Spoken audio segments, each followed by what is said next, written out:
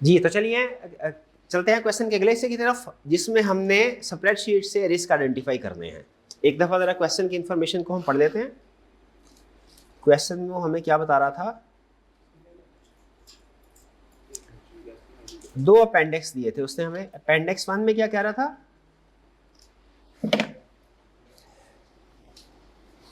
AGL has provided a spreadsheet appendix A provided below the RTF editor।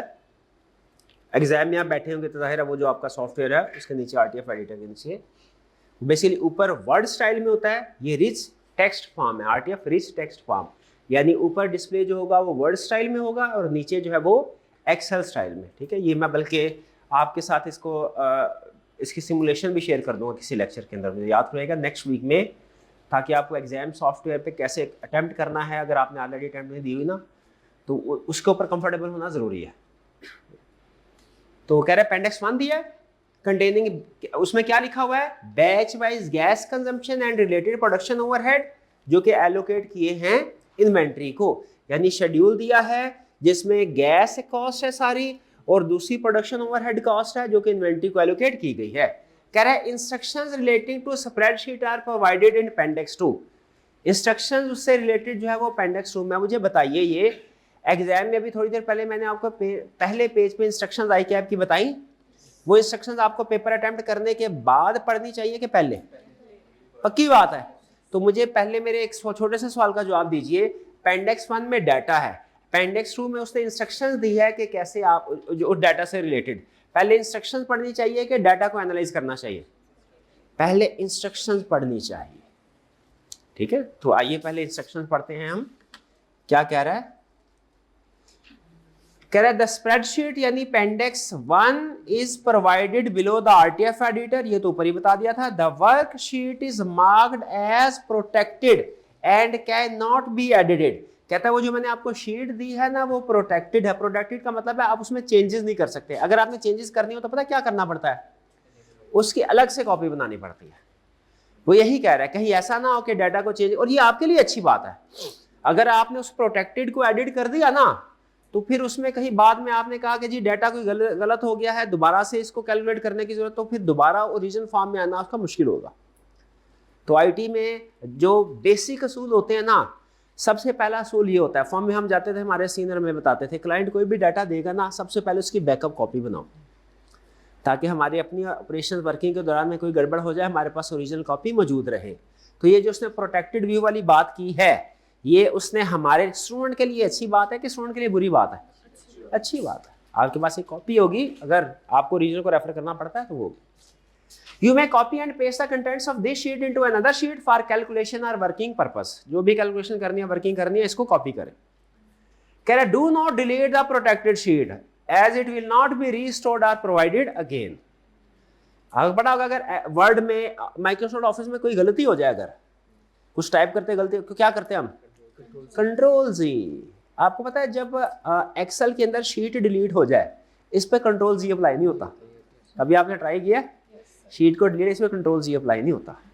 इसलिए वो आपको कह रहा है भाईजान इसको गलती से भी डिलीट ना कर देना। डिलीट कर दिया तो फिर गया, फिर आपके पास, फिर उस वक्त चूंकि आप इंटरनेट के साथ कनेक्टेड नहीं होते, साथ वाले से ये नहीं कह सकते यार जरा मुझे व्हाट्सएप कर, जरा मुझे ईमेल कर, वो फिर ईमेल वो गया, डाटा जो भी इसने दिया। तो हमेशा इसलिए उसने पहले कहा भाई इसकी कॉपी बना लो, गलती से भी इसको डिलीट नहीं करना। राइट क्लिक करके जब आप कॉपी क्रिएट करेंगे ना, राइट क्लिक बड़े ध्यान से कॉपी वाले के ऊपर क्लिक करना है। हाँ जी जी, सॉफ्टवेयर चल रहा हो, देखिए मैंने एग्जाम दिया नहीं इसलिए मुझे पता नहीं, लेकिन जो एक सिस्टम होता है ना, जिस तरह के सिस्टम चलते हैं वो सिस्टम इस तरह के चलते हैं कि आप साइमल्टेनियसली दूसरे ऐप्स को यूज नहीं कर सकते। वो प्रैक्टिस वाला, चूंकि प्रैक्टिस वाला तो सिर्फ आपको डिस्प्ले के लिए है, वो एग्जैक्टली एग्जाम एनवायरनमेंट में तो नहीं काम करने के लिए ना। एग्जाम एनवायरनमेंट में जाहिर है वो आपको डिसेबल कर देंगे दूसरे। अब वो कैसे डिसेबल करेंगे क्या, ये इस बारे में मैं कुछ नहीं कह सकता, लेकिन उमूमी तौर पर जब एग्जाम होते हैं ना, और कुछ दूसरे एलएमएस मैंने देखे वो इंटरनेशनल है, वाई कैप की तरह के नहीं है, लेकिन कंसेप्ट उनमें भी ये होता है कि स्टूडेंट एग्जाम जब कर रहा हो तो वो चीटिंग ना कर सके। बेसिकली तो आई कैप ने ये इंश्योर करना है ना कि आप एआई से हेल्प ना ले सके, बस ये इंश्योर करना आई कैप ने, और कुछ इंश्योर नहीं करना। वरना तो ओपन बुक है, आप सॉफ्ट फॉर्म में रखें अपने पास या हार्ड फॉर्म में रखें किताब में, उससे फर्क तो नहीं पड़ता है। तो वही चीज़ लेकिन आई कैप सबसे आई कैप का बड़ा रिस्क क्या है एग्जाम में, एआई को यूज ना कर सके, तो उसके लिए कोई ना कोई इंटरनेट के साथ डिस्कनेक्टिविटी का कोई उसने ब्लॉक किया होगा, कोई सिस्टम रखा होगा, मुझे नहीं पता क्या सिस्टम है, लेकिन मुझे इतना श्योर है अमूमी तौर पे एग्जाम हॉल में इस तरह की चीज़ों को डिसेबल करने के लिए टूल्स मौजूद होते हैं। सारा कुछ हो जाता है हाँ, लेकिन ऑन द स्पॉट पता नहीं चलता क्या करना है, वो उस वक्त हो जाता है जब आप सिस्टम आपके सामने हो, आप उसके ऊपर एक्सपेरिमेंट कर रहे हो, उस वक्त हो जाता है। कॉपी पेस्ट नहीं होता, बाकी आप यूज कर सकते हैं। एग्जाम में मेरे ख्याल नहीं होगा। अगर आप ये सोच रहे हैं ना घर बैठ के मैंने आई कैप का सॉफ्टवेयर को यूज किया है तो साथ में चैट जीपीटी को ओपन कर लिया है, तो आई कैप में भी जाके ओपन हो जाएगा। मैंने एक्सपीरियंस तो नहीं किया, लेकिन मेरा ख्याल है नहीं होगा, नहीं होगा मेरे भाई। नहीं, एक इन्विजिलेशन के अलावा टेक्निकल कंट्रोल्स भी लगाए होंगे उन्होंने जरूर। एक तो ये होता है ना ह्यूमन कंट्रोल्स है कि वो आगे देख रहे हो कि कोई यूज नहीं कर रहा या कोई और एप्स वगैरह जो प्रोहिबिटेड है यूज नहीं कर रहा, उसके अलावा कुछ टेक्निकल कंट्रोल्स भी होंगे। लेकिन बार ये डिपेंड करता है, अगर आप उसको बाईपास कर सकते हैं तो उसका मतलब बहुत बड़ा लूप होल है, फिर पेपर फारग है। ये पेपर कि आपने उसको अपलोड किया, इस स्प्रेडशीट को बता दिया क्या रिस्क है, और सारा क्वेश्चन कॉपी पेस्ट करके आपने बता दिया। वो आपको पता है ये जो इस वक्त एलएलएम है, इस वक्त जो मॉडल्स हैं, वो पीएचडी के लेवल जो है वो आसानी के साथ क्रैक कर सकते हैं, पीएचडी लेवल के एग्जाम। इस ये क्या चीज मतलब है एक चीज, लेकिन इतना मुश्किल नहीं। अगर पीएचडी का एग्जाम जो है वो क्रैक हो सकता है तो ये भी क्रैक हो सकता है। तो मेरी ये गट फीलिंग है जो ये कहती है कि ऐसा पॉसिबल नहीं है कि एग्जाम में बैठ के आप इंटरनेट को यूज कर लें। बहरहाल मैं कुछ कह नहीं सकता आई कैप के सिस्टम के ऊपर, क्योंकि मैंने पेपर नहीं दिया। कहाँ पे थे हम? Do not delete the protected sheet. अच्छा, as stated in point number 5 and 6 of the instructions provided on the cover page of your question paper. ऊपर कह रहा है भूल ना जाना, ऊपर भी शीट बताई देना। Only responses entered in the RTF editor will be considered for marking. कहता है एक्सेल पे आप जो मर्जी करते रहे, जब तक उसका रिजल्ट आपने RTF नहीं दिया, यानी रफ वर्किंग के लिए उसने एक्सेल शीट दी है। दूसरे अल्फाज में ये कह रहा है एक्सेल शीट का जो डाटा है ना वो समझ लीजिए, उस पर जो भी वर्किंग करेंगे आप उसके नंबर नहीं है जब तक आपने उसको कॉपी आरटीएफ में पेस्ट नहीं करना। ठीक है जी। उसमें कई बच्चे कंप्लेन ये करते हैं, बताते हैं कि सर जब हम उधर पेस्ट करते हैं तो फॉर्मेटिंग आउट हो जाती है। मेरा ख्याल ये फॉर्मेटिंग में कोई प्रॉब्लम नहीं है। हाँ, फॉर्मेटिंग आउट भी हो जाए उसको ठीक है, बात कुछ 10-15 मिनट उसकी फॉर्मेटिंग सीधी बदली कॉलम आगे पीछे करने में लगे रहते, कोई करने की जरूरत नहीं है। विथ हाइट जैसी भी है उसको जाने दें। चलिए अब चलते हैं हम अपने शीट की तरफ। ये आ गई हमारी शीट। किधर आ गई शीट, किधर गई?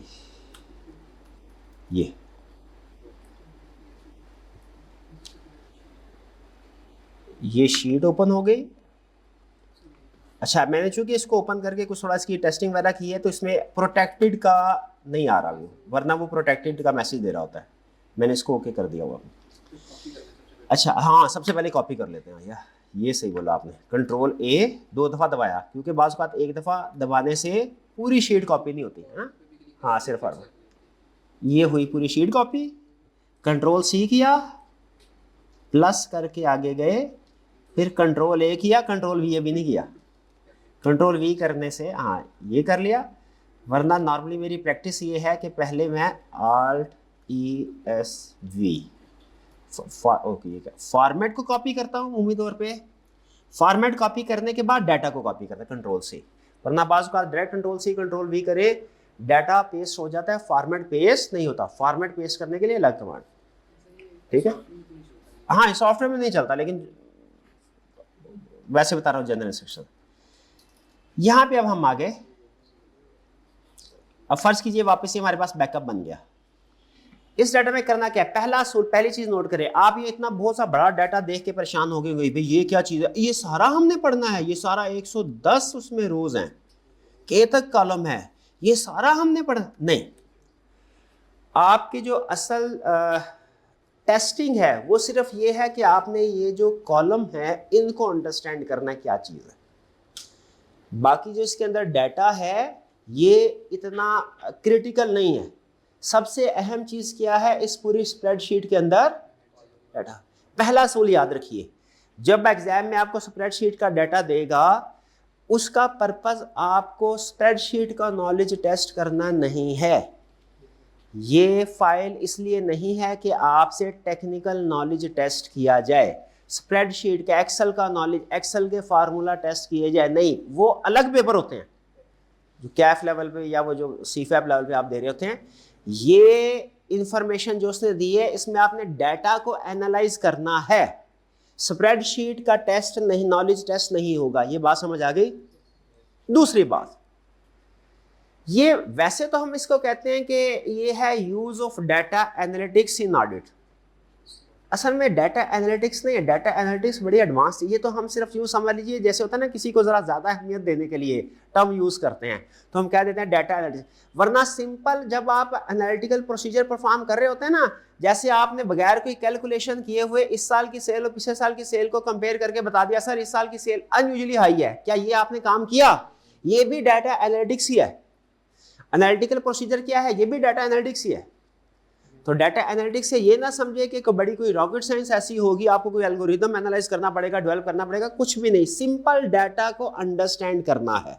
सिर्फ ये है कि डाटा की क्वांटिटी ज़्यादा है, डाटा की क्वांटिटी, इसको कैसे हैंडल करना है ये मैं आपको सिखा रहा हूँ। पहला सूल, स्प्रेडशीट का टेस्ट, नॉलेज टेस्ट नहीं होगा, नॉलेज ऑडिट का ही टेस्ट होगा, ठीक है। दूसरा सूल आपने क्या करना है, इसको हम डाटा एनालिटिक्स कहते हैं, लेकिन आपने इसको कोई ओवर एम्फसाइज करने की जरूरत नहीं है। जैसे मैंने आपको क्लास खत्म से पहले एग्जांपल दी थी, वो इंजीनियर हुआ, असल में क्या था, घर का सोलर खराब हो गया, कोई लाइट आ जा रही थी, प्रॉब्लम हुई कोई, तो बैटरी शो नहीं, बैटरी को पिक नहीं कर रहा था। फ़ोन किया, कंपनी की तरफ से पर्सन आया, उसने देखा वो अंदर कोई गुप्त सा बटन था, कोई छुपा खुफिया, वो उसने ऑन किया, उसने बैटरी को डिटेक्ट कर लिया। अब आपको पता है जब कंज्यूमर ने पैसे देने होते हैं, कंज्यूमर तो यही कहता है थोड़ा सा काम किया। मैं कहा कितने पैसे? कहता है 5,000 नहीं 6,500, 6,500-7,000। मैं कहा काम तो छोटा सा था, 6,500-7,000 क्यों? कहता है असल में ना हमें तो नहीं पता था, आपने बताया नहीं था कि मसला क्या है। मैं कहा मैं टेक्निकल बंदा थोड़ी हूँ, मुझे कब एग्जैक्टली क्या मसला, बटन वाला मसला या कौन सा मसला। कहता है बहरहाल कंपनी की तरफ से उन्होंने मुझे भेजा, मैं इंजीनियर हूँ। तो जब इंजीनियर विजिट करता है ना, जब कोई छोटा टेक्नीशियन विजिट करे तो उसके चार्जेस कम है, इंजीनियर विजिट करे तो चार्जेस ज़्यादा है, काम चाहे छोटा हो बड़ा हो। अब जो कि मैं विजिट कर लिया, मुझे तो आपने 6,500-7,000 देना है। अब मैं कहूँ, मैं कहा तो भाई आपको करना ये चाहिए था, स्टेप बाय स्टेप चलते हैं, पहले किसी टेक्नीशियन को भेज देते, वो आपका मसला एनालाइज करके अगर जरूरत पड़ती है तो फिर आपको बुलाता। कहता नहीं जी उस वक्त अवेलेबिलिटी नहीं थी, आपने कहा था जल्दी भेजे तो इसलिए मैं अवेलेबल था, मैं आ गया, कंपनी ने मुझे भेज दिया। अब मैं कहूँ इससे और क्या काम करवा फिर मैंने क्या किया, मैंने कहा पंखे का बटन है वो भी ठीक कर दो। तो अच्छा, अब मुझे लग रहा है शायद वो इंजीनियर था नहीं, लेकिन वो शायद बिलिंग करने के लिए कर दिया हो।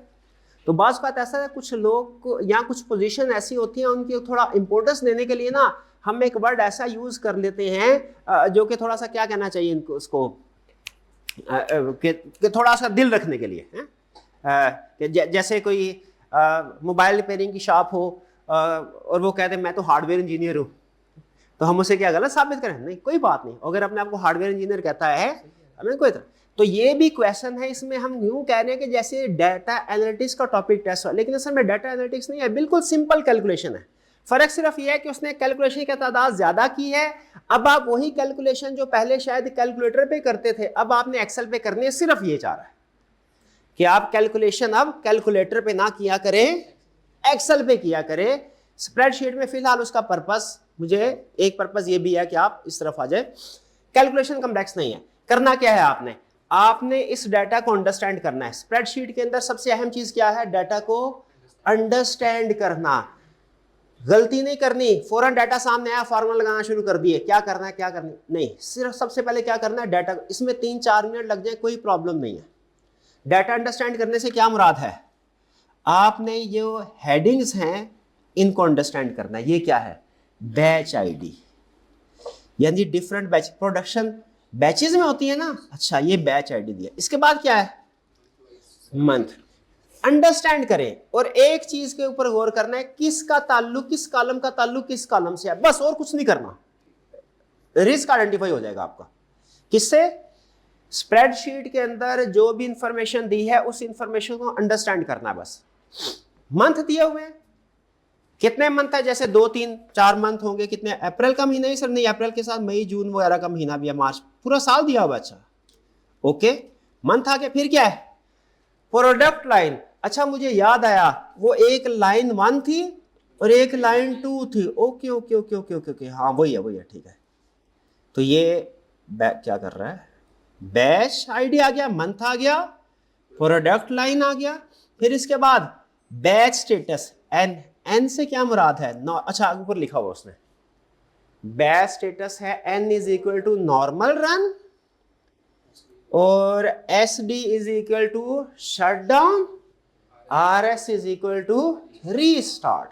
हाँ वो कोई शट डाउन और रीस्टार्ट भी हुआ था, याद है? वो कौन सा हुआ था? वो बैच 1 हुआ था कि बैच 2 था? कि दोनों थे?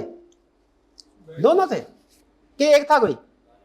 चले जो भी था, बहरहाल कोई एबनॉर्मल सी एक्टिविटी हुई थी। ओके, तो ये बैच स्टेटस है। इसका मतलब है ये नॉर्मल बैचेस चल रहे हैं, कोई बैचेस ऐसे होंगे जिनमें सप्लाई की वजह से गड़बड़ हुई थी, वहां पे वो उसने लिखा होगा एस डी या आर एस। देखिए जरा नीचे लिखा हुआ है, वैसे ही मैं कह रहा हूँ, देखो पढ़, एस डी हाँ लिखा और आर एस लिखा हुआ। एस डी से क्या मतलब था? शट डाउन, और आर एस है रीस्टार्ट। ओके ओके, जरा फिर से, पहला कॉलम क्या है? बैच आईडी, उसके बाद मंथ वाइज डाटा दिया उसने, बैचेस कितने, फिर प्रोडक्शन लाइन, लाइन 1 के लाइन 2, फिर बैच स्टेटस नॉर्मल है के रीस्टार्ट वाला, फिर बैच आउटपुट टन में, ये प्रोडक्शन कितनी हुई। अच्छा, अप्रैल के महीने में जो पहला बैच था उसकी प्रोडक्शन हुई 3354। ये प्रोडक्शन बैचेस में होती है ना, आपने अक्सर देखा होगा, चॉकलेट खरीदे ना या कोई मेडिसिन वगैरह हो तो उसके साथ बैच नंबर लिखा होता है। ये बैच नंबर किस लिए लिखते हैं भला? कुछ अंदाजा? पता नहीं, और भी कोई रीजन होगी, लेकिन एक रीजन ये भी होती है कि अगर किसी बैच में कोई गड़बड़ हो, जैसे फॉर एग्जांपल किसी चॉकलेट का टेस्ट ठीक नहीं है, किसी मेडिसिन में पता चला कि जी वहाँ पे लीकेज की वजह से कुछ ऐसा केमिकल मिक्स हो गया जो इंसान की सेहत के लिए नुकसानदेह है, तो फिर उस बैच की जितनी आइडेंटिफिकेशन करना आसान होता है। उस बैच मार्केट में जितने भी यूनिट्स होते हैं, फिर बैच नंबर देख के उसको अलग कर दिए जाते हैं कि ये वाला जो बैच है ये इफेक्टेड है, इन्फेक्टेड है, इसको अलग कर लें। बैच आउटपुट, इस बैच का ये आउटपुट है। फिर गैस कंज्यूम्ड, क्या आ जाता है ये? गैस कंज्यूम्ड टन में। इसका मतलब क्या कि इस बैच को कंज्यूम करने के लिए कितनी गैस कंज्यूम, इस बैच आउटपुट के लिए कितनी गैस कंज्यूम की गई। नजर आ रहा है आपको? कितनी गैस कंज्यूम की गई, ये क्वांटिटी होगी गैस की, है ना? MMBTU वाला जाने क्या है। गैस कॉस्ट, इस गैस की इतनी कॉस्ट है, यानी ये आउटपुट लेने के लिए इतनी क्वांटिटी की गैस, इतनी क्वांटिटी और इतनी अमाउंट की गैस यूज की गई। ये है रीस्टार्ट कॉस्ट। तो जाहिर है ये तो नॉर्मल था, नॉर्मल बैच में तो रीस्टार्ट कॉस्ट होगी नहीं, वो तो दूसरे वाले में होगी। फिर ये क्या है? अदर वेरिएबल्स, गैस ओवरहेड, यानी ये कुछ दूसरे ओवरहेड्स हैं, लेकिन ये ओवरहेड्स कौन से हैं? वेरिएबल। वेरिएबल्स का मतलब क्या हुआ? प्रोडक्शन के हिसाब से चेंज होंगे। तो ये तो मेरा ख्याल है जो भी रेट निकलेगा ना, अगर हम रेट निकालें पर यूनिट तो सेम ही रहेगा। वेरिएबल का रेट सेम ही होता है ना, जो वेरिएबल ओवरहेड हो उनका तो रेट सेम ही होगा। प्रोडक्शन बढ़ेगी तो वेरिएबल ओवरहेड बढ़ेंगे, प्रोडक्शन कम होगी तो वेरिएबल ओवरहेड कम होंगे। और अगर कहीं पे प्रोडक्शन बढ़े और वेरिएबल ओवरहेड कम हो जाए तो रिस्क है कि नहीं? सिमेट्री के साथ बढ़ने चाहिए ना। ओके, फिर इसके बाद क्या आ रहा है जी? Total batch gas overhead cost, और फिर इसके बाद टोटल बैच गैस कॉस्ट। इन दोनों में क्या फर्क है भाई? मैं इसका फार्मूला देख लेता हूं। फार्मूला उसने क्या लगाया? H5 प्लस I, यानी इसका मतलब ये हुआ कि इस टोटल गैस ओवरहेड से मुराद उसने ओवरहेड वाली cost, total batch gas overhead cost, यानी इसमें जो ओरिजिनल गैस की कॉस्ट है वो शामिल नहीं है, ओवरहेड की है सिर्फ इन दोनों की। और टोटल बैच गैस कॉस्ट में मेरा ख्याल है वो भी शामिल होगी। इसका फार्मूला होगा, देखते हैं क्या है, G5 प्लस J15। G5 ये गैस कॉस्ट ओरिजिनल और इन दोनों के ओवरहेड का टोटल ये। ओके ठीक, यानी ये टोटल तीनों कॉलम का टोटल है और ये सिर्फ रीस्टार्ट। भाई बात समझ आ गई? डाटा अंडरस्टैंड किया? तो सबसे पहले चीज आपने पहले इंस्ट्रक्शन पढ़नी है, डाटा बाद में देखना है। दूसरे नंबर पे स्प्रेडशीट में अगर डाटा दिया गया तो उसका ये मतलब, उसने वर्ड फॉर्म में डाटा दिया है तो उसका ये मतलब नहीं है कि आपसे वर्ड का या स्प्रेडशीट का नॉलेज टेस्ट कर रहा है, वो ऑलरेडी टेस्ट कर चुका है। वो आपसे डाटा उसने उस फॉर्म में दिया है, टेस्टिंग डाटा की है। तीसरे नंबर पे एडवाइस आपको क्या दी कि जब कभी डाटा आएगा आपके पास स्प्रेडशीट में, एक्स फॉर्म में, तो आपने क्या करना है, डाटा को अंडरस्टैंड करना है, डाटा को एनालाइज करना अहम नहीं है, डाटा को अंडरस्टैंड करना क्या दिया है ये अहम है, ये अहम है, की पॉइंट इसमें ये है। ठीक है जी। अब मुझे ये बताए, समझ आ गई हमें, तो इसमें कौन कौन से रिस्क हो सकते हैं, जो भी अनयूजुअल चीज होगी वो रिस्क होगी, एग्री करते हैं? ओके। इसमें बताइए सबसे पहली अनयूजुअल चीज आपको क्या लग रही है, क्या चीज अनयूजुअल है, जो कि अनयूजुअल है, जो कि अनएक्सपेक्टेड है? बताइए जरा, डाटा को एनालाइज कर लें, आपके सामने ये डाटा है। अब बाकी तो सर देखिए, बाकी सारे नंबर्स ही हैं, नंबर चेंज होते जाएंगे। नहीं हम, अच्छा आपने इसकी कैलकुलेशन चेक नहीं करनी कि फार्मूला ठीक लगेगा कि नहीं लगे, टोटल ठीक हो रहा है कि नहीं हो रहा है, ये चेक नहीं करना। ये नीचे है ना टोटल, ये नहीं, ये मैं इसको टोटल चेक करूं, टोटल ठीक है कि नहीं, टोटल ठीक होगा, टोटल में प्रॉब्लम नहीं है देख सकते हैं जी। कि दूसरे बैच में जो थी वो आउटपुट यूनिट्स कम थे लेकिन गैस की कंजम्पशन ज़्यादा थी, वो हो सकता है इससे? आपने कहा इसमें रिस्क ये हो सकता है कि गैस की आउटपुट ये दूसरे बैच में, सेकंड बैच है हमारा ये, इसमें गैस की आउटपुट कम है, बैच की आउटपुट कम है, बैच की आउटपुट कम है लेकिन गैस की कंजम्पशन ज्यादा है। क्या ये रिस्क हो सकता है?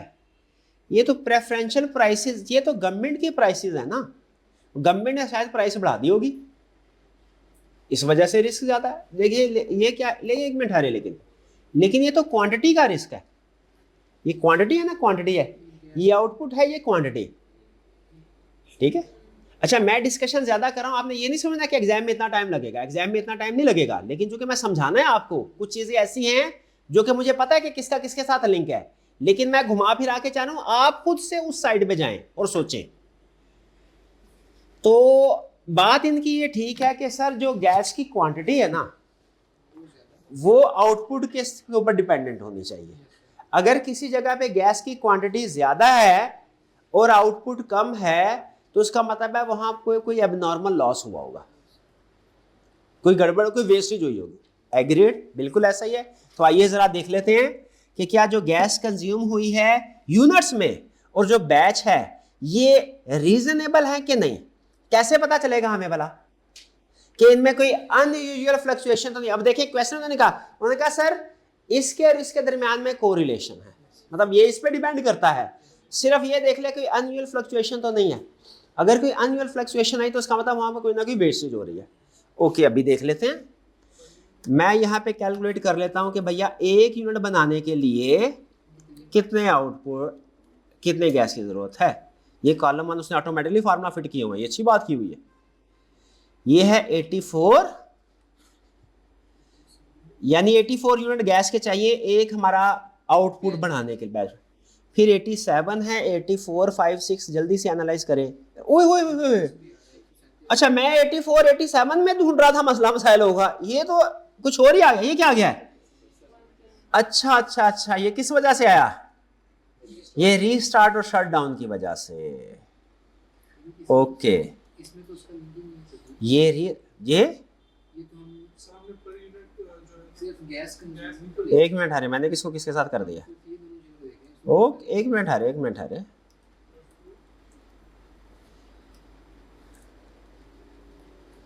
Is equal to gas consume divided by 84 है, ठीक ही है भाई। तो इसमें सारा लगभग 84 करीब करीब ही है, हाँ करीब करीब ही है, ठीक है। नहीं लेकिन ये इसमें प्रॉब्लम है, यहाँ पे गैस बहुत ज़्यादा यूज हुई है। गैस बहुत ज़्यादा यूज हुई है यहाँ पे, और किस वजह से? शट डाउन की वजह से। शट डाउन को तो लिंक ही नहीं किया सर यहाँ पे। हम तो सिर्फ हाँ ये क्या, ये फार्मूला आ गया, वो नहीं शो करवा रहा जो मेरा फार्मूला। नहीं ये फार्मूला ठीक लगाया ना मैंने, ये पिक क्यों नहीं करा उसको? शट डाउन का फैक्ट क्यों ले रहा है? क्योंकि ये फार्मूला वो चेंज कर रहा है, ये वो फार्मूला नहीं जो मैंने, अच्छा है तो वैसे वही, this divided by this consume किया टू, नहीं सेम आ रहा है, ठीक आ रहा है, कैलकुलेशन ठीक है, हाँ जी ठीक है। तो इसमें वेरिएशन आ रही है, यानी यहाँ इसका मतलब ये है कि स्टार्ट में 84, 85, 80 से 90 के दरमियान में 1 यूनिट बन रहा है कंजम्पशन से, और आगे चल के कुछ मंथ ऐसे हैं जिनमें वो 110, 137 तक पहुंच गया है। तो इसका मतलब क्या हुआ कि कुछ मंथ ऐसे हैं जिसमें अनयूजुअली हाई गैस की कंजम्पशन हुई है जो कि कैपिटलाइज की गई इन्वेंट्री की कॉस्ट में। क्या इन्वेंट्री की कॉस्ट में ये अनयूजुअल हाई, जो कि अनयूजुअल हाई कंजम्पशन किसको इंडिकेट कर सकते हैं? किसी अबनॉर्मल लॉस को। इसका मतलब हमारी कैपिटलाइजेशन के अंदर चूंकि सारी की सारी कॉस्ट कैपिटलाइज हुई है। अब देखिए कंक्लूजन क्या हमारा इस डाटा ये कैलकुलेशन करने के बाद, कंक्लूजन हमारा ये है कि जो गैस कैपिटलाइज हो रही है स्टैंडर्ड रेट उसका लगभग 85 के करीब है, लेकिन कुछ मंथ्स में ये कॉस्ट बढ़ के 130 से भी ऊपर जा चुकी है। हमें इन्वेस्टिगेट करना पड़ेगा गैस की कंजम्पशन कुछ मंथ्स में ज्यादा क्यों हुई, और अगर ये एबनॉर्मल रीजन है तो इसे कॉस्ट में से एक्सक्लूड करना पड़ेगा। बताइए ये रीजन समझ आए? भाई समझ आई? क्या किया हमने? हमें उसने डाटा दिया हुआ है यूनिट्स का, हमने सिंपल ये किया यूनिट्स के डाटा को गैस की कॉस्ट के साथ गैस के यूनिट्स के साथ कंपेयर किया, क्योंकि देखिए 1 यूनिट बनने के लिए जितने गैस कंजम्पशन है वो स्टैंडर्ड होता है ना, स्टैंडर्ड कॉस्ट का कंसेप्ट ही यही है। हमें पता चला कुछ मंथ्स में एबनॉर्मल फ्लक्चुएशन है, हमने उसको हाईलाइट कर दिया, वो हमारा रिस्क बन गया। डन, आगे चलें। अब इसके बाद गैस की कॉस्ट, अच्छा कॉस्ट में रिस्क, कॉस्ट में फ्लक्चुएशन होगी। वैसे ये भी परफॉर्म कर लेते हैं कैलकुलेशन कितनी की फ्लक्चुएशन हो रही है। हमें यूनिट, 1 यूनिट गैस का कितने का, ये गैस की टोटल कॉस्ट है, हमें इसका यूनिट कितने में मिल रहा है, डिवाइड कर देंगे इसके साथ 0.9 में। बाकी उसने फार्मूला लगाया, सारा ऑटोमेटिकली कॉपी पेस्ट हो जाता है। अच्छा इसमें कुछ बिल्ट इन फार्मूला है, उसने बिल्ट इन है, यानी मैंने हालांकि नीचे कॉपी पेस्ट नहीं किया, उसने ऑटोमेटिक पिक कर लिया उसको। 0 तो ये सेम है, इसका मतलब इसमें रिस्क नहीं है, थोड़ी बहुत शायद फ्लक्चुएशन हो जरा, इसको नहीं 0.90 सेम है। फिर से कर लूँ जरा तसल्ली करने के लिए, कैलकुलेटर भी आप ऐसे करते हैं, दोबारा कैलकुलेशन कर लेते हैं। ये gas cost divided by this, हाँ 0.9 है। ओके, इसमें कोई रिस्क नहीं, एग्रीड। अब आगे चलते हैं। नेक्स्ट क्या आउटपुट है, gas consumption, gas restart shutdown. इसमें क्या रिस्क है? अब ये कुछ मंथ में हुआ है, उसने खुद बता दिया, कुछ बैचेस में हुआ है, 2-3 दफा हुआ है, 4 दफा हुआ है, 5 कई दफा हुआ है, चले हैं जितनी टोटल कितनी कॉस्ट बनती है 267 मिलियन। इसमें क्या रिस्क है बताइए जरा, आपको हिंट दे देता हूं, इस रिस्क का ताल्लुक एनालिटिक्स से नहीं है, कंसेप्ट से है। शटडाउन को हमने प्रोडक्शन कॉस्ट में इंक्लूड किया हुआ है। क्यों? क्योंकि उसने, याद आपको क्वेश्चन में बोला था कि मैं जितनी भी कास्ट है ना स्प्रेडशीट की, वो सारी की सारी कैपिटलाइज की है।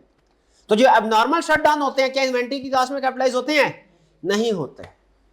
2 रिस्क हो गए हमारे इस टेबल की बेस पे, एक एबनॉर्मल शटडाउन की कैपिटलाइजेशन की हुई है उसने, नहीं होना, और दूसरा क्या रिस्क था, गैस की जो यूटिलाइजेशन कंजम्पशन है उसमें भी हमें लग रहा है कि कुछ जगहों पे रूटीन में भी एबनॉर्मल कंजम्पशन हुई है गैस की। वो क्या है, कहीं ऐसा तो नहीं कि किसी और पर्पस के लिए इस्तेमाल हो रही हो गैस, कंजम्पशन स्टैंडर्ड से ज्यादा है कुछ मंथ में। ओके आगे चलते हैं, 2 रिस्क आ गए हमारे सामने। अदर ओवरहेड्स, इसका किसके, अच्छा इसका ये डिपेंड करनी चाहिए किसी पे, इसका ताल्लुक है किसी के साथ? नहीं, बैचेस के साथ ताल्लुक है, ठीक है, नंबर ऑफ प्रोडक्शन के साथ ताल्लुक है। तो अभी देख लेते हैं। अब इसमें तो वो नहीं ना आएगा वेस्टेज, एबनॉर्मल, ये जो था शटडाउन और रीस्टार्ट। अब मैं क्या कर रहा हूं भला, जो उसने अदर वेरिएबल कॉस्ट दी है, ये अदर वेरिएबल कॉस्ट, उसको मैं लिंक कर रहा हूं आउटपुट के साथ, तो मुझे पता चले 1 यूनिट बनाने पे कितनी वेरिएबल कॉस्ट लगा रहे हैं। क्या ये वेरिएबल कॉस्ट भी स्टैंडर्डाइज होनी चाहिए? और अगर अनयूजुअल फ्लक्चुएशन कम या ज्यादा है तो इसका कम, अगर प्रोडक्शन कॉस्ट अनयूजुअली लो है तो मैं कहूँगा भैया कुछ कास्ट ऐसी है जो इसमें कैपिटलाइज नहीं, इसमें ऐड नहीं हो रही, और अनयूजली हाई है तो भी वो क्वेश्चन मार्क करना पड़ेगा कि कहीं ये कोई कैलकुलेशन एरर तो नहीं है, कहीं ऐसा तो नहीं कि ऑपरेटिंग ओवरहेड जो है वो आपने इसमें वेरिएबल में इंक्लूड कर दिया हो, फिक्स को इंक्लूड कर दिया हो, मिस क्लासिफिकेशन का खतरा है। समझ में क्या करने जा रहा हूँ? ओके, अब इसको डिवाइड करना है मैंने किसके साथ? आउटपुट के साथ। क्या है यार ये, बैच आउटपुट के साथ 27.8। ये इंफॉर्मेशन क्या मिली जरा कि एक यूनिट बनाने के लिए इतना वेरिएबल कॉस्ट होती है। कर ले इसको, डिवाइड हो गया ऑटोमेटिकली 20 भाई 27 28 थोड़ा सा फर्क है चले, लेकिन चल जाएगा। 28.5 ठीक है चल जाएगा, थोड़ी फर्क है ना, चल जाएगा। ये भी चला लें, ये भी चला चलो ले।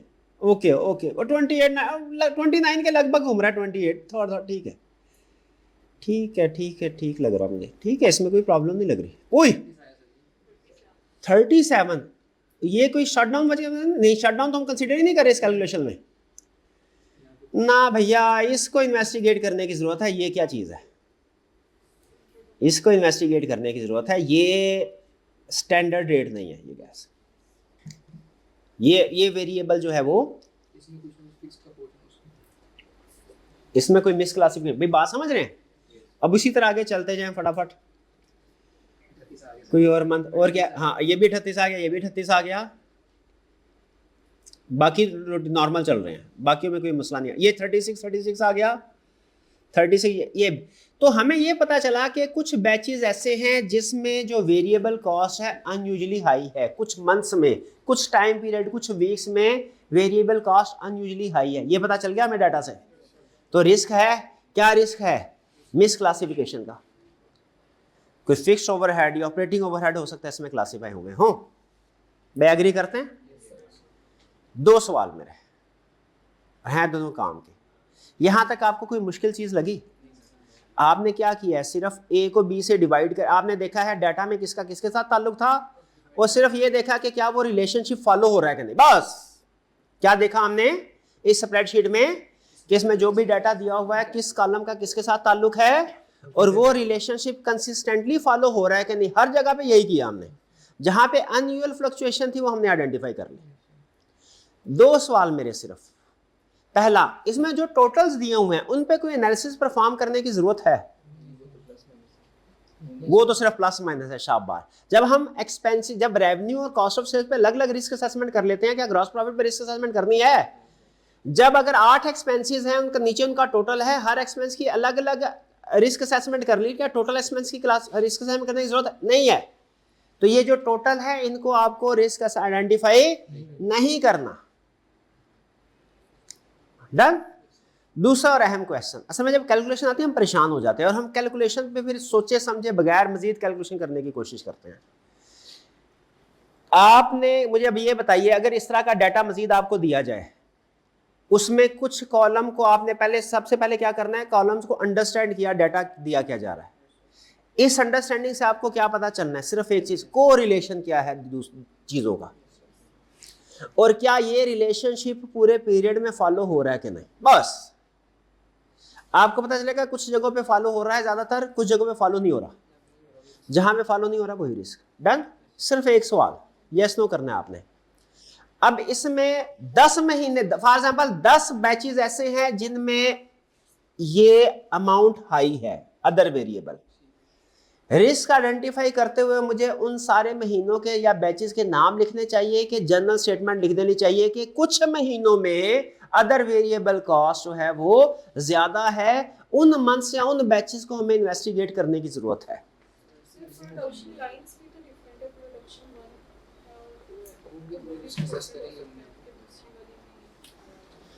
हाँ, प्रोडक्शन 1 में भी प्रॉब्लम आ रही है, प्रोडक्शन 2 में भी प्रॉब्लम आ रही है, बिल्कुल।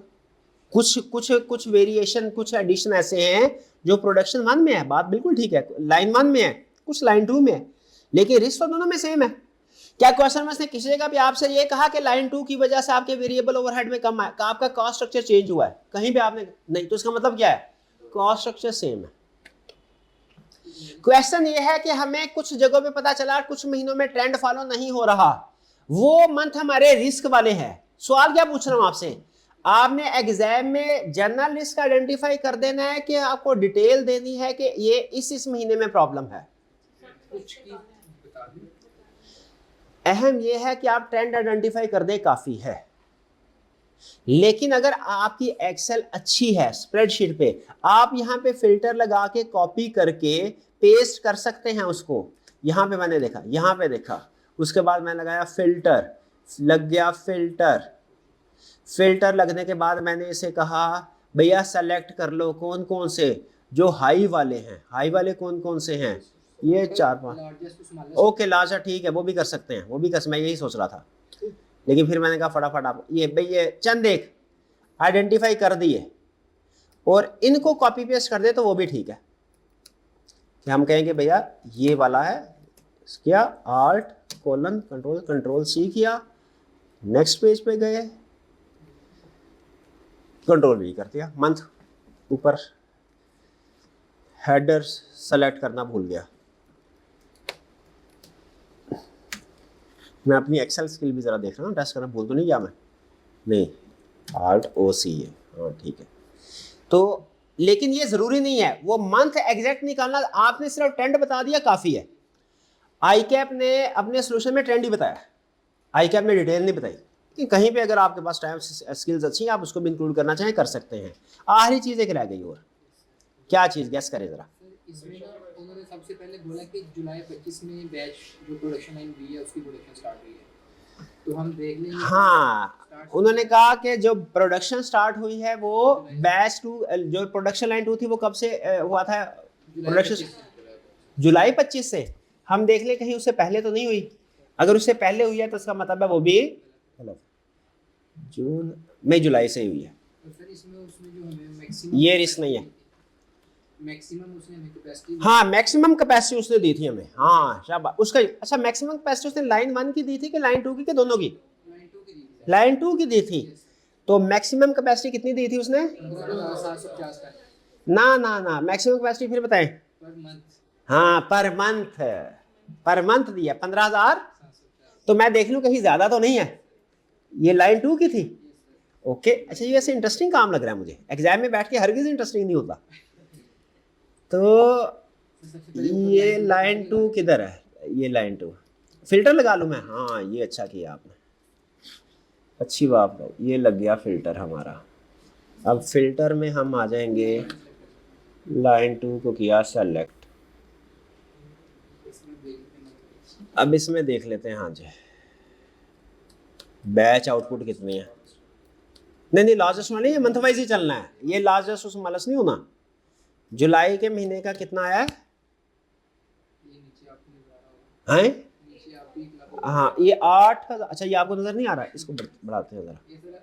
नहीं ये नजर नहीं आ रहा, ये मैं आपको बता देता हूँ। ये है 8,572। ये 15,000 टोटल थी। अब मैं ये पढ़ के बता रहा हूँ, आपको नजर नहीं आ रहा होगा। ये है लिखा हुआ है 8,572। अब ये साइज भी नहीं बढ़ रहा क्योंकि मैं जब इसको जूम करता हूँ ना तो एक्सेस ये नहीं 8,000 भैया, ये तो आधी कैपेसिटी पे चल रहा है। ओके अभी स्टार्ट होगा ना, स्टार्ट होगा इसलिए चल रहा है। अभी देखना आगे अगले महीने में क्या होता है। अगस्त के महीने में क्या हुआ? अगस्त के में प्रोडक्शन की 7,418। तो मजीद का ये तो आधी कैपेसिटी पे चल रहा है लगभग। सितंबर में देख लेते हैं, सितंबर में देख लेते हैं क्या हुआ। सितंबर में कितनी है? 11,317। चलो कुछ इंप्रूवमेंट, अब आगे देखते, आगे ठीक हुई होगी इंप्रूवमेंट। अक्टूबर में कितनी है? 12,000। देखा कह रहा था ना इंक्रीज होगी। नवंबर में कितनी है? 7,100। ये तो फिर गई, हाँ ये तो शटडाउन वाला नॉर्मल इवेंट। फिर क्या हुआ? दिसंबर में 8,000। हाँ ये नॉर्मल है वाकई। जनवरी में 8,800, फरवरी में 9,000, मार्च में भी 9,000 कुछ, और ये नॉर्मल है। सिंपल क्वेश्चन, 15,000 कैपेसिटी है, 15,750, एक्चुअल प्रोडक्शन 9,000 के लगभग हो रही है। रिस्क है या नहीं? 19,000 होती ना अगर 17,000 कैपेसिटी, मैं कहता बिल्कुल रिस्क है। हाँ यहाँ पे रिस्क है कि नहीं? इसमें बेसिकली कह सकते हैं अभी हमारा स्टार्टअप है साल पूरा हो गया लगभग। स्टार्ट में बेनिफिट हमने उसको दे दिया, पहले 2 महीनों में उसकी प्रोडक्शन कम थी, वो बेनिफिट हमने उनको दे दिया था, ठीक है। एंड पे चूंकि, और ये ज्यादा अहम क्या है, लेटेस्ट स्टेटस क्या है। अगर स्टार्ट में 500-500 भी होती ना इसकी, एंड पे आके 15,000 16,000 पे पहुंच जाती प्रोडक्शन, मैं कहता इंपेयरमेंट ना करो। क्यों ना करो? क्योंकि अब इसकी जो वैल्यू इन यूज है वो हमें नजर आ रहा है ज्यादा फुल कैपेसिटी पे, लेकिन जो लेटेस्ट स्टेटस क्या है, प्रोडक्शन डाउन है लगभग ये 60% के करीब है। 60% के करीब कैपेसिटी पे चलना, इसका मतलब है ये इंपेयरमेंट इंडिकेशन है, प्रोडक्शन कैपेसिटी की निस्बत एक्चुअल प्रोडक्शन जो है वो बहुत कम है। क्या ये इंपेयरमेंट की इंडिकेशन है? यस है, ठीक है जी। तो ये इस टेबल में से कितने रिस्क आइडेंटिफाई हुए? हमारे नंबर 1 गैस कंजम्पशन, हमने कहा कंजम्पशन कॉस्ट, जो गैस की कंजम्पशन थी वो बढ़ गई थी यूनिट के लिहाज से। वेरिएबल हेड्स का कॉस्ट नहीं, जो उसके जो यूनिट्स कंज्यूम हो रहे हैं गैस के वो बढ़ गए, वो नहीं बढ़ने चाहिए। अगर आपका प्रोडक्शन प्रोसेस सेम है तो जो भी मटेरियल कंज्यूम हो रहा है जिस क्वांटिटी में आपको था, स्टैंडर्ड कॉस्टिंग का कंसेप्ट ये नहीं होना। एक वो रिस्क था, दूसरा कौन सा रिस्क था? वेरिएबल कॉस्ट भी इंक्रीज हो रही थी, कुछ मंथ्स में अनयूजुअली हाई हो रही थी। 2, तीसरा कौन सा रिस्क था? रीस्टार्ट कॉस्ट कैपिटलाइज हो गई। 3, और चौथा कौन सा था? इंपेयरमेंट वाला। 4 रिस्क थे। तो अब मुझे बताइए जरा, इसके इस टेबल के अलावा हमने कोई लगभग कितने रिस्क निकाले थे? 9-10 के करीब निकाले थे, 4 ही है, 13। तो इसका मतलब आधे से ज्यादा रिस्क हम अगर स्प्रेडशीट को यूज ना भी करें तो लगभग 70% के करीब रिस्क तो हम उसके अलावा भी आइडेंटिफाई कर सकते थे। तो परेशान नहीं होना, स्प्रेडशीट में अगर आप नहीं भी जाते, मैं करना है लेकिन आपको बता रहा हूं कि अनयूजुअल चीज देख के परेशान नहीं होना, जितना पेपर अटेम्प्ट कर सकता है उतना करना है, ठीक है। दूसरा मुझे ये बताइए, नेक्स्ट टाइम अगर स्प्रेडशीट में उसने कोई पेरोल का शेड्यूल दे दिया, पेरोल नंबर ऑफ एम्प्लॉइज आ रहे हो, इसी तरीके से कैलकुलेशन हो रही है, उनकी वेजेस आ रही है, उनके आगे टैक्स डिडक्शन, किसी की कम है किसी की ज्यादा, वहां पे जाहिर है टैक्स को इनकम के साथ रिलेट करना है।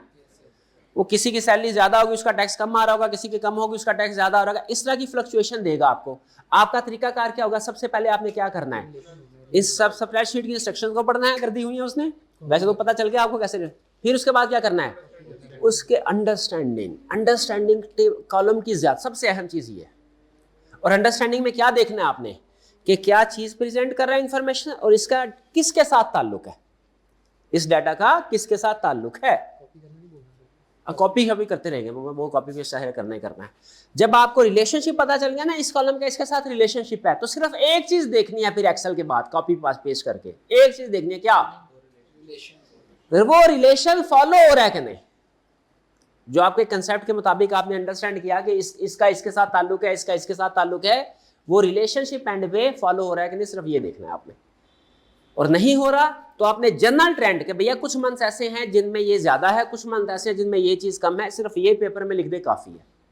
डिटेल मंथ का रेफरेंस देना जरूरी नहीं होता। अगर एम्प्लॉयज का डाटा दिया, एम्प्लॉयज का रेफरेंस देना जरूरी नहीं होगा, सिर्फ चंद एक एम्प्लॉयज का, उसको पता चल जाए हमने कैलकुलेशन करके मेन इशू आइडेंटिफाई कर लिया, ठीक है। बाकी इसमें एक अच्छी चीज ये थी कि उसने नीचे फार्मूला ऑटोमेटिकली लगाए हुए थे, मैं समझता था मुझे कॉपी करने, नोट किया आपने ये बात, एक फार्मूला लगाए नीचे ऑटोमेटिकली पिक कर लेता है।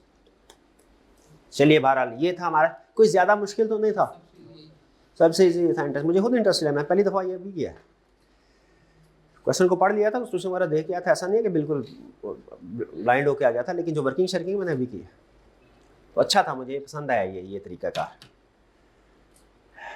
क्लियर जी, कोई क्वेश्चन? चलिए ये था। अच्छा, इसके अलावा अब आपने करना क्या है, 315 बुक तकरीबन कंप्लीट, उसकी पार्टी भी आपको मिल गई ना, वो कुछ सर्व किया ना आपको? हाँ बस ठीक है। तो अब क्या करना है, बुक भी कंप्लीट हो गई है, सिर्फ मैं उसको कन्वर्ट कर रहा हूँ, कुछ फॉर्मेटिंग हमारी फाइनल होती है इंशाल्लाह, मजीद 2 से 3 घंटे में फाइनल हो जाएगी, अभी मैं बैठूंगा इसके बाद। तो अगले 3-4 जो वर्किंग डेज होंगे उनमें उम्मीद है बुक अवेलेबल होगी। बाकी अभी तक हमने जितने चैप्टर्स पढ़ लिए हैं उनके वॉल्यूम 1 और वॉल्यूम 2 के नोट्स मैं आपके साथ व्हाट्सएप ग्रुप में और गूगल ड्राइव पे शेयर कर दूंगा। उनमें ISA 330 भी होगा। 315 में सिर्फ रिस्क असेसमेंट के क्वेश्चन है, 330 में रिस्क असेसमेंट के साथ साथ प्रोसीजर के भी क्वेश्चन हैं। आपने इसमें वही क्वेश्चन करने हैं जो मैं आपको मेंशन करूंगा, क्योंकि इसमें 2 तरह के क्वेश्चन हैं।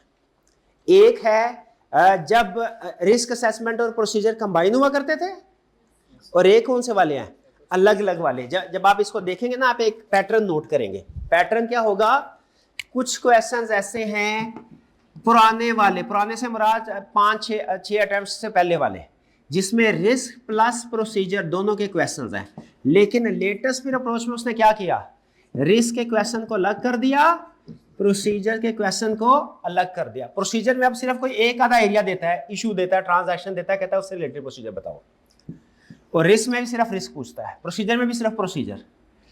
तो लेटेस्ट क्वेश्चन प्रोसीजर वाले आपने अभी नहीं करने, अभी नहीं करना है, ठीक है, क्योंकि वो जाहिर है जब उसने अलग किया ना तो उसको ज्यादा डिटेल में, जब तक हम प्रोसीजर्स को पढ़ नहीं लेंगे ना तब तक आप ये डिटेल वाले प्रोसीजर नहीं। लेकिन जो रूटीन के प्रोसीजर या समझ लीजिए स्पेसिफिक रिस्क बार बार अगर होते हैं वो आप पिक कर सकते हैं। तो आपने रिस्क असेसमेंट हमने यूं समझ लीजिए, हमने ये पिछले 6 दिन में 1.5 स्टैंडर्ड कवर किया है। एक रिस्क असेसमेंट का स्टैंडर्ड कवर किया है जिसमें रिस्क आइडेंटिफिकेशन थी, और दूसरा 315 और दूसरा ISA 330 प्रोसीजर वाला। लेकिन प्रोसीजर वाला सारा नहीं किया, प्रोसीजर वाले ISA 330 वाले वॉल्यूम 2 के अंदर आपको 2 तरह के क्वेश्चन मिलेंगे। नंबर 1 वो जिसमें रिस्क और प्रोसीजर दोनों है, नंबर 2 जिसमें सिर्फ प्रोसीजर है। सिर्फ प्रोसीजर वाले इन डेप्थ क्वेश्चन है, ये भी नहीं करने, ये वाले कर सकते हैं। यूँ समझ लीजिए कि ये वाले क्वेश्चन करने के लिए आपके पास कैफ का जो नॉलेज है वो काम आ जाएगा। कुछ एरियाज इसमें ऐसे हैं जो कि नए हैं, लेकिन ज़्यादातर आप कर लेंगे। ये वाले क्वेश्चन आप अटैम्प्ट कर सकते हैं, ये क्वेश्चन अटैम्प्ट नहीं करने। मैं सिर्फ आपको दिखा देता हूँ फ़र्क क्या है इनमें। क्वेश्चन अभी फिलहाल हम अटैम्प्ट नहीं कर रहे हैं। यहाँ पे देखिएगा पहले पुराने क्वेश्चन, ये देखिए क्वेश्चन 9 है। जैसे उसने क्या कहा, discuss the audit risk that exist in above scenario and suggest the key audit procedure to be performed in respect of identified risk. यहाँ पे देखें रिस्क भी पूछ रहा है और रिस्क के साथ साथ प्रोसीजर भी पूछ रहा है। इसके अलावा बाकी अगर आगे क्वेश्चन चलते जाएंगे ना जो आगे हैं उनमें भी यही अप्रोच है, रिस्क भी पूछ रहा है, प्रोसीजर भी पूछ रहा है। फिर आगे चलते जाएं, नेक्स्ट वो आपसे रिस्क भी पूछ रहा है, प्रोसीजर भी पूछ रहा है। लेकिन अगर लेटेस्ट वाले क्वेश्चन की तरफ चलेंगे ना, जैसे समर 25, तो उसमें क्या कह रहा है, आपको कह रहा है प्रोसीजर बता, और ये स्पेसिफिक उसने आपको एक इवेंट या ट्रांजैक्शन दिया स्पेसिफिक, ठीक है। ये जनरल बहुत से रिस्क नहीं है, उसने एक एरिया के ऊपर फोकस किया। या इसी तरह अगर क्वेश्चन 2 देखें तो उसने बोला है हेजिंग ट्रांजैक्शन को फोकस किया सिर्फ, यानी बहुत सी चीजों को नहीं, उसने कहा सिर्फ एक चीज है, इसको डिस्कस करें और इससे रिलेटेड प्रोसीजर बताइए। यहाँ पे फिर उसके बाद उसने कहा है कि मैंने कोई न्यू विंड टरबाइन परचेज की है, मुझे सिर्फ उससे रिलेटेड प्रोसीजर बताओ, यानी स्पेसिफिक एरिया के प्रोसीजर खुद बता के फिर कह रहा है। इसमें रिस्क आइडेंटिफाई करने को नहीं कह रहा। फर्क समझ रहे हैं? तो इसीलिए चूंकि इनमें सिर्फ प्रोसीजर बताने हैं तो थोड़े से इन डेप्थ प्रोसीजर हैं, वो अभी आप करने के काबिल नहीं है, वो जब मैं आपको करवाऊंगा उसके बाद कर सकेंगे। तो अभी आप ISA 315 के सारे क्वेश्चन, यानी ऐसे क्वेश्चन जिनमें सिर्फ रिस्क आइडेंटिफाई करना होता है, वो सारे के सारे कर सकते हैं, वो करने की इजाजत है। ISA 330 में से वो वाले क्वेश्चन जिनमें रिस्क और प्रोसीजर दोनों रिक्वायरमेंट में हो, वो वाले सारे कर सकते हैं, उनकी इजाजत है।